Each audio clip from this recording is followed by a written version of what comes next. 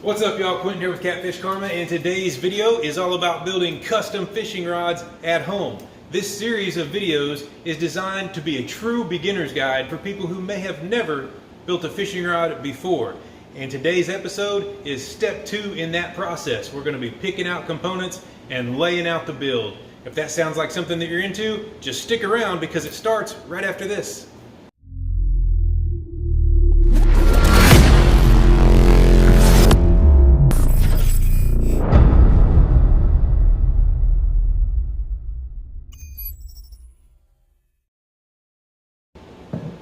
Alright, first up, I want to say thanks for tuning in to another one of my videos. And as I mentioned in the intro, today's video is all about step 2 in the rod building process. It's sort of the last phase of planning, if you will. My last episode on this topic involved testing blanks, testing a variety of blanks to narrow it down to one specific blank that we wanted to build on. And today is all about components. It's really important that we do this research ahead of time and thoroughly, so that when we actually begin the build and start, cutting things down and letting the dust fly and mixing epoxy, we want to have everything we need and squared away so that the build goes well. That's what today's about. And we're going to jump right into it with tip number 1 of the video. Tip number 1 is all about options. I want to encourage you to study and have on hand multiple options for every single component that's going to go into your build before you ever start the actual build. Prime example, this EVA. Sure, these are 2 different lengths, and EVA probably comes in a dozen different lengths. But it also comes in many different diameters, both inner and outer. You can have it round like this, or you can get some that has sort of like a flat top to it. Or even triangular EVA, some with grooves cut in it. You've probably seen some of that on some production rods, but EVA is really inexpensive. So why would you want to dive off into your build without having some backup options, particularly in diameter and length? You may measure the rod and think you got it nailed, but sometimes we make mistakes, especially as beginners. And EVA is cheap, so check it out. There's a bunch of options there, and if I guessed this build wrong and I've got some options, then I'm not going to hold myself up and ultimately end up wasting more money on shipping because I didn't have a few options on hand when EVA is really cheap.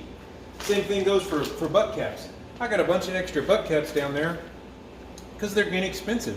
They're available in a ton of different sizes and quite a few styles. So I would encourage you to have multiples on hand. But there is no better example of that than guides. You'll notice in this box here, I've got a whole lot of one style of guide. But that didn't happen by accident. That happened by research. Let me show you what I mean. The whole front row here is all completely different styles of guides. So what I did before I was ever ready to do my first build is I ordered a bunch of different styles. Like in this book here, I don't know how many styles are in here, but it's a lot. It's way more than the 6 or 8 styles I've got here. But I just kind of picked through there and found the ones that I knew I would be most likely to build with. And I ordered one of each in a given size. I would encourage you to order them all in a given size so that you get I would say that's the most accurate way to compare the different styles, is if they're in the same size. These might look physically different, but it's actually the ring that is the same size. So if you order all the same ring size in various different styles, I think you're going to have fun comparing them and seeing what is actually available. A lot of my catfish fanatics are going to recognize a guide like that. This is just a one-piece guide, similar to what's used on a lot of production rods. This one is a true stainless frame, and it's double chrome plated, and it's double braced. So this is definitely a good quality, one-piece, basic guide. It's durable, and it's really inexpensive. This one's not really a one-piece, but the frame is certainly one piece. It's kind of neat how it's stamped out. Some people call that a turbo guide. This one's got an insert. Just showing you different examples. What about this one? This one's more similar to that one-piece guide I just showed you, but it has an insert. And it's kind of like, what's this? It's the roided out version of this. Look how heavy it's built. Still the same size guide, the same size ring, but man, is it built strong. This would be on some of your really heavy boat rods for saltwater use. My point is, why just jump off into a build without studying some of the various different components? You know, even if you don't use these additional pieces that I'm encouraging you to check out and to get before your first build, even if you don't use them immediately, education is a valued thing, and just handling the different components and familiarizing yourself with the components, very valuable. So that's tip number one. Don't dive into your build without researching options and having options, backup options in sizes, so that when you do start, you know, making it happen, cutting things down and mixing epoxy, you're ready for whatever you might run into in the build. Let's move on to tip number two. Tip number two is a fun one because we finally get to start working with this blank. You see, before I start laying out my components along the blank in order to make my final component selection, I have first got to cut, clean, and then mark the spine of this blank. Not all blanks are going to need to be cut, but this one did. It came from the factory as an 8-foot blank, and I cut 1.5 inches off of the tip of the blank. Not necessarily because I wanted it 1.5 inches shorter, but also because it alters the action of the rod on the tip end of the rod when you move it back. So it just so happens that I did want it to be a little bit shorter, so it worked out. But if your blank is not going to need cut, then you can move straight ahead to the cleaning portion. I personally think it's important to do a really good job cleaning it. Now you could just just take a rag and some glass cleaner, some alcohol, and just scrub it with your hands. But I've got this nice power wrapper here, or lathe, whichever you want to call it. So I prefer to use that. I'll just chuck this thing up in here. I'll use a lint-free paper towel and spray it with alcohol. And I'll just put the rag on there and start working the blank. Now this blank already has some marks on it with the grease pencil, so I'm going to show you just how well this works. It's going to take those off for me. Put a little bit more alcohol in there.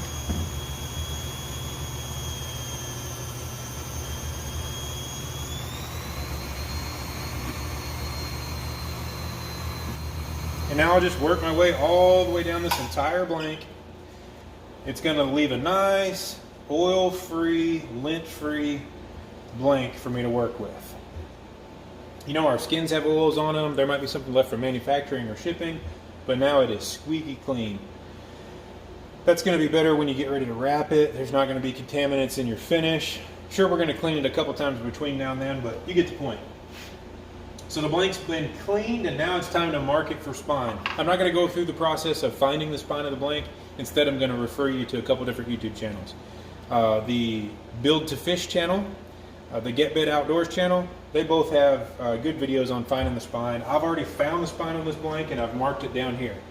So rather than having the blank laying on the table and rolling around or trying to hold it in my hands, that's just, to me, not a great way to mark the blank. I've got an extra set of hands right here. You know, my bench is nice and level, it's square to the wall, my lights above here are square to the wall, and I'm going to use all those things to my advantage.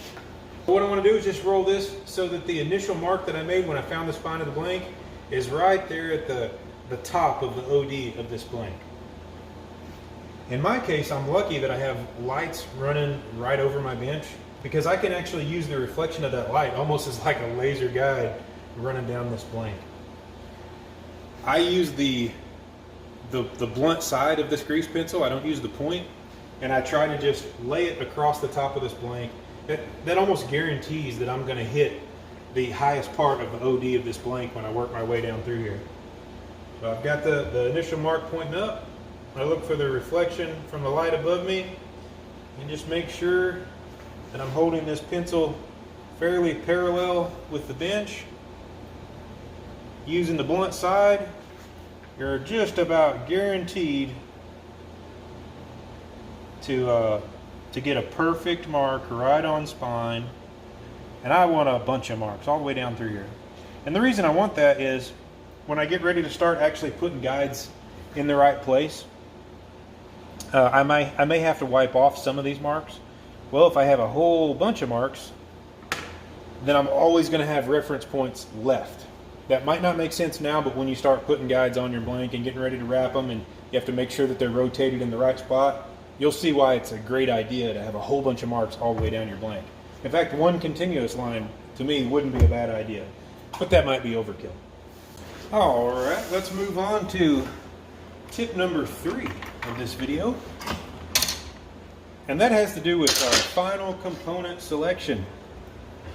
We're going to be eyeballing some stuff, you know? We're going to find out what sort of looks and feels right for our build. I like to take the blank out of the lathe and just lay it on the table. It doesn't matter if it rolls around a little bit in this stage, because like I said, we're just eyeballing some stuff. This is an anchoring rod, or a casting rod, so to speak. It's a general purpose rod. The most common duties that I'm going to be doing on my boat, that's what this rod is for. And all of those rods in my case are always going to start with a 20 size guide that refers to the ring size. But as you're going to notice, there's 2 different powers here, and most of my rods are going to be built on one of these 2 powers, or weight ratings, as it were. This one I think is rated for like the 50-pound line class, 50-pound class fishing. This one is rated, I think, up to like 130-pound class fishing. So certainly this one is overkill, but we're going to get into that. Take, for example, this finished rod that I've got right here. This finished rod is actually what I would consider a fiddler rod. It's for smaller fish, you know, fish under, say, 12 pounds. If I was going out to get some pan fryers that I wanted to cook whole, some little bitty fish, this is the rod that I would use, because it's a light enough power and action that it's really fun to catch even small fish on this rod. On this build, I used the medium heavy XN guide. That's overkill for this blank. I honestly could have used a medium XN guide, no trouble. Those are rated for, I think, 30-pound class fishing, which is certainly enough for this blank. So why did I choose the medium heavy over the medium? It's for the durability of this frame. And I don't mean for the fish that I'm catching or the line that I'm using. I mean for, I'm going to step on it. I'm sure it's going to get dropped. Sometimes you're going to get a big fish in the boat, and he's going to be going crazy and slinging stuff around the boat and whipping the rod into the side of the boat. Stuff happens, and I want my guides to be as durable as possible so that they're not going to get twisted up. So in this case, I could have went with the medium action XN guide. I went with the medium heavy XN guide, which is that. And that's also going to translate into this rod. This medium heavy XN guide would certainly be enough to outfit this blank. Looks pretty good on there, right? And it's rated high enough for the type of fishing that I'm going to do with this casting rod. However, in my opinion, this thing matches up well. You know, it doesn't look like it doesn't belong on this blank. The difference in weight between these two, for this style of rod, a casting rod that's going to spend a lot of its time in a rod holder, I don't care if this rod picks up a little bit of weight due to me going with a more robust frame.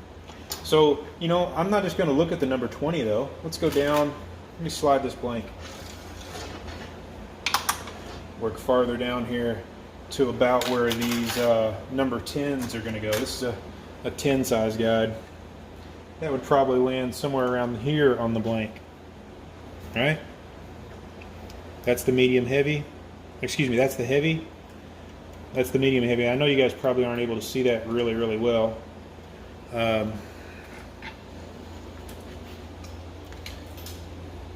See the difference in frame size?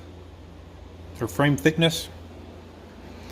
In my case, in my opinion, my judgment, for what I'm going to do with this rod, there's no reason to hold back. I'm going all the way with the heavy XN guide, and I'm going to know for sure, without a shadow of a doubt, that I'm going to have a really robust guide that's not going to get twisted up simply because it, you know, it took some abuse on the boat. So in my opinion, it's worth your time to take every guide that you think you're going to have in your build. You know, this one's going to have a 20, a 16, a 12, at least one 10, maybe two 10s, and then several 8s. But I would lay out every single component that I know is going to go on the blank, put them in their approximate spot, and visualize that. Look at that and put thought into it. Did I pick the right thing? Does it look goofy? Do I think it's going to be so much weight in a certain part of the blank that it might cast funny? Before I start wrapping and putting finish on there, I want to spend time asking myself those questions, analyzing those concerns, and then I'm ready to start dialing in their actual locations. Tip number 4 couldn't be simpler, but I don't think that it should be overlooked. It involves taking notes of every part number of every component before you install them. You see, as soon as they come out of the package, there's not going to be a part number. Very few of them will have any sort of part number or marking. This butt cap, for example, it doesn't say anywhere on it that it's a BC19A. And so if I go throughout the build and I don't record this stuff on something as simple as a post-it, then when I get done, there's a good chance I may not remember exactly what I put on there. So I will record it as soon as the final selections are made and they come out of the package. I'm going to record each one of those part numbers, and then eventually they're going to get recorded in a log after the build is done and I know it works and I enjoy it and it's something I might want to create. I'm going to record every single part number and even the locations and measurements of them on the rod. I want to know exactly where every guide went. How many inches from the tip was that number 10 guide, So yeah, I would recommend that at the very least, you scratch down on a post-it exactly what you put into each individual build. If for no other reason than so you can remember what to reorder if you want to recreate that rod. All right, folks, the 5th and final portion of this video is all about mapping. We're going to map out this blank so that we can ensure that all of our components end up in the right spots. And for that, we're going to use the lathe again. So that's the tip for this segment. Tip number 5, I guess. Let's use this machine for our extra hands. It's got a lot more uses than just putting on guides or putting on finish. So the way I like to do it is I like to start at the butt end of the rod and work my way all the way through the handle. And then I'll jump down to the tip and I'll work from the tip back to the handle, marking my guides. I know that this butt cap is going to take, I believe, 1 5/8. Yep, 1 5/8. I'm going to start right here. A little more awkward trying to do this without blocking the camera, but there you go. Put a mark there. And then I know, because I have my log here, I have some notes, that I'm going to have 13 inches of EVA.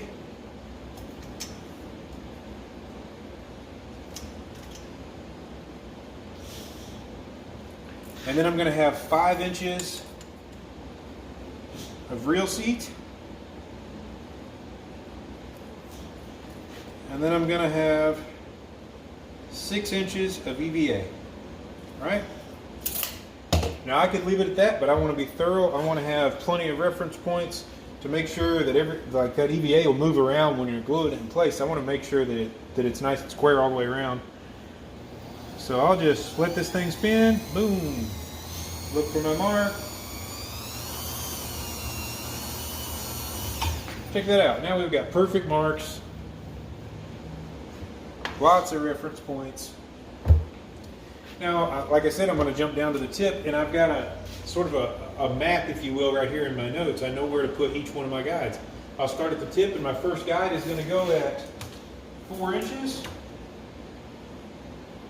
So one mark. I don't spin the blank when I'm doing this one. I just mark it real good with the spine up, and this is 8, 12, 16, 2, 5, there's that there, and then 2150, 2675, and so on. Just working my way through all my guides so that I've got proper marks for every single component. So now I've got some good marks in all the right places. So if I wanted to, I could go ahead and start prepping this thing, you know. I'm going to want to take some sandpaper and lightly scuff the blank under where the butt cap and the EVA and the rear seat go. These marks will keep me from going too far so that I don't damage an otherwise good looking blank. And with that said, I intend to cover the final assembly and the gluing process for the butt cap, the rear grip, the rear seat, and the foregrip in the next video. So if you guys enjoyed this content and you want to see more like it, make sure you subscribe below your screen and click that notification bell so you don't miss the next video. Thanks for watching.